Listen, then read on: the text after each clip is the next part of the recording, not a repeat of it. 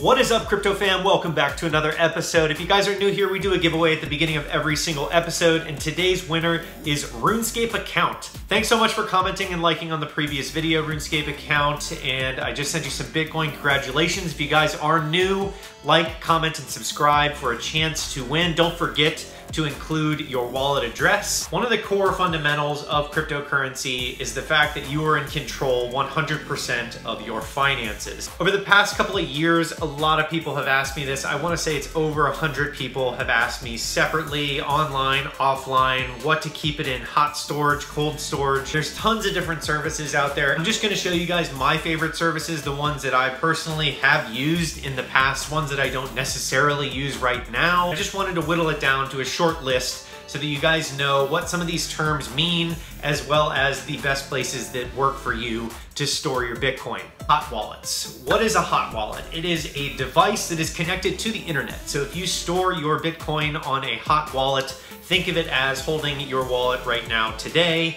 and you don't want to store too much Bitcoin on a hot wallet. You want to have different methods of storage, and hot wallet is just if you're transacting online, because it is connected to the internet and it can be susceptible to theft. So I always recommend keeping a small amount of Bitcoin on a hot wallet if you're transacting quite a bit. For example, doing giveaways on YouTube, I have a hot wallet that I do for small microtransactions to give Bitcoin to my viewers, and the majority is always going to be kept offline in cold storage. Great example would be out of $1,000, let's say, that you have in Bitcoin, 200 of that would be in a hot wallet for transacting online, sending it to different people, and 800 of that would be kept elsewhere. The next term I wanted to go over was custodial services. This one in the space is a little bit of a gray area because you don't effectively hold those private keys. Previous method that I talked about of a hot wallet, you do have control of those keys. A lot of Bitcoiners in the past have said, if you don't control the keys, you don't control the coins. Coinbase, Circle, and have millions of users that they're keeping the private keys of. You don't technically have those funds, similar to if you go to a bank and you deposit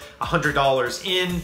You only have the ones and the zeros on the screen. You don't actually have that money. A catastrophic example of custodial services going south on users was Mt. Gox, the largest Bitcoin exchange in 2013 when it got hacked, and 800,000 Bitcoin got lost in that hack. So since the users did not have their private keys, it was vaporized. Don't get me wrong, services like Coinbase and Circle have amazing security. They have world-class engineers working on this 24/7. They have different layers like a vault, which is theoretically cold storage, but as long as you do not have those keys, you do not have those coins. I always refer people to Coinbase because of the simplicity of the design and the amazing usability of it. It's extremely well architected and it is secure, but at the same time, you do not have your private keys, so you are storing with a third party. You are not in complete control of your own keys. The third term is called cold storage. This is by far my favorite one out of all of them.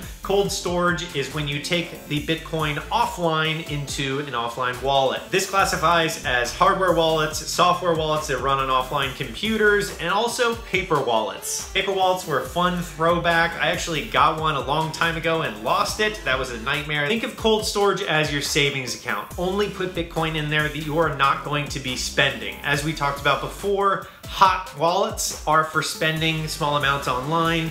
Cold storage is a savings account that you are not going to be touching for a very long time. Fourth is a multi-sig wallet. This effectively means that in order to send a transaction, two people have to co-sign for that transaction. It gives you the ability to share access to your Bitcoin with other people, like loved ones, husbands, wives, whatever it may be, and you guys can co-sign to verify that the transaction is going to the right place. One of my favorites of this is called CoPay. It's an app on your phone. It's very simplistic and very easy to use. For example, a 2-to-2 wallet could be two business partners. They both have to sign that transaction for it to be sent. A 2-to-3 multi-sig wallet, for example, if you were storing your Bitcoin in 3 different locations and one of those locations got compromised in some way, you would only need 2 out of 3 of those signatures to spend. Overall, to boil this down, you have your really secure wallets like your hardware wallets and your paper wallets for a savings account type of wallet for your Bitcoin. Then you have your web wallets, your mobile wallets for hot wallets that are connected to the internet that you can use for small spending online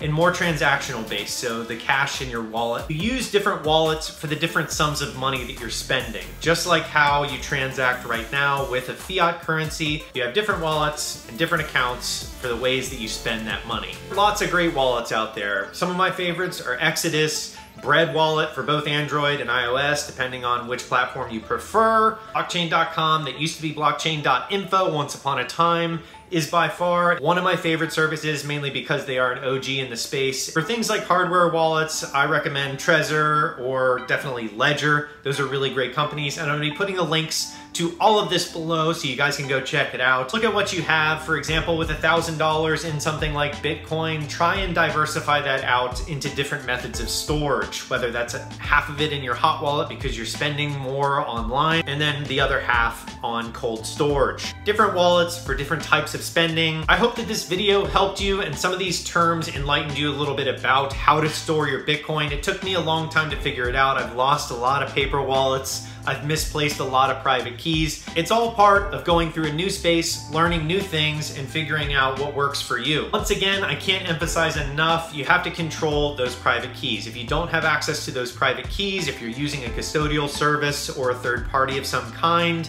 like an online wallet like a Circle or a Coinbase, and you do not control those private keys, you do not control that Bitcoin. You take control of that in something like an offline storage wallet of some kind, or just somewhere where you're allowed to keep your private keys. This is a core fundamental of cryptocurrency, so I can't emphasize it enough. There are going to be millions of different people coming into the space over the next 10 years. There are also going to be a lot of businesses out there that aren't necessarily as secure as Coinbase and as Circle. These are amazing companies, but at the same time, they are controlling your keys, so they control your coins. It defeats a lot of the purpose of what the industry stands for. So don't forget to hold on to your private keys. Hope this video really helped you. If you guys like this video, don't forget to slap a like.